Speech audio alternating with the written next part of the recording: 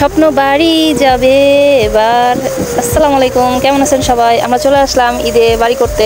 ঈদ হচ্ছে এবার বাড়িতেই করব। অনেক বছর পরে মনে হলো যে ঈদ হচ্ছে বাড়িতে করি।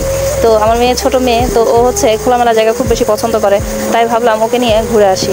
তো যেমন ভাবা তেমন কাজ, সবাই দুপুরে দুপুরে রওনা হয়ে গেলাম, রেডি হলাম। তারপরে গাড়ির জন্য অনেকক্ষণ ওয়েট করলাম, গাড়ি আসে না। তারপরে ধনবাড়ি হয়ে অনেক দূর থেকে, তারপর অনেক কষ্ট করে মোটামুটি আমরা এই শহর থেকে আসলাম। আসার পরে ইফতারের ঠিক 10 মিনিট আগে আমরা বাড়িতে এসে পৌঁছালাম। এরপরে নানা ধরনের ইফতারি আইটেম তৈরি করা হলো। এর মধ্যে ছিল গাছের টাটকা পেঁপে, যে পেঁপেটা কাটা হচ্ছে। এরপরে ছিল হচ্ছে আপনার আতা ফল গাছের আতা, একদম মিষ্টি। তো ইফতারি সব আইটেম মোটামুটি গোছানো হয়ে গেছে, আমরা সবাই ইফতারিতে বসে গেছি। তো ইফতারিতে বসলাম, ইফতার করার পরে আস্তে ধীরে ফল খাচ্ছি, বসে বসে আতা ফলটা খাচ্ছি। আতা ফলটা এত মিষ্টি ছিল, মানে বলার বাইরে। এখনকার সময় ফরমালিন ছাড়া জিনিস খেলে মনে হয় কি অমৃত খাচ্ছি, ঠিক সেরকম। কারণ শহরে তো আর এগুলো পাওয়া যায় না, আর শহরে যদি আতা ফল পাওয়া যায় সেটা হচ্ছে সেরকম মজাও হয় না, মিষ্টিও হয় না। আর ফরমালিন ছাড়া সেটা তো অনেক পরের কথা।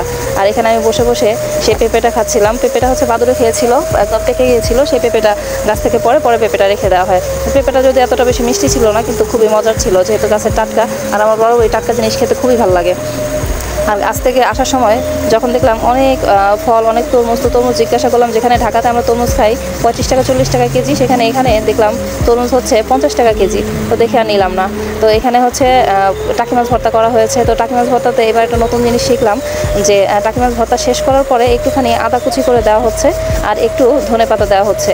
আলগা যে আদা কুচিটা দেওয়া হয় সেটা নাকি স্বাদটা অনেক বাড়িয়ে ফেলে। তো রাতের বেলা যখন খাবার খেলাম, খাবার খাওয়ার সময় খেলাম, আসলে আদাটা দেওয়াতে স্বাদটা যেন আর কয়েক গুণ বেড়ে গেছে। তো নতুন একটা জিনিস জানতে পারলাম এবং শিখতে পারলাম। যাই হোক, নতুন স্বাদের খাবারগুলো খেতে মজাই লাগে। তো আমার মতো কারা কারা আছেন ইফতারি আইটেমের পরে সেই মাছ গোস্ত এগুলো দিয়ে খেতে ভালো লাগে না, সবসময় শাকসবজি এগুলো খেতে ভালো লাগে।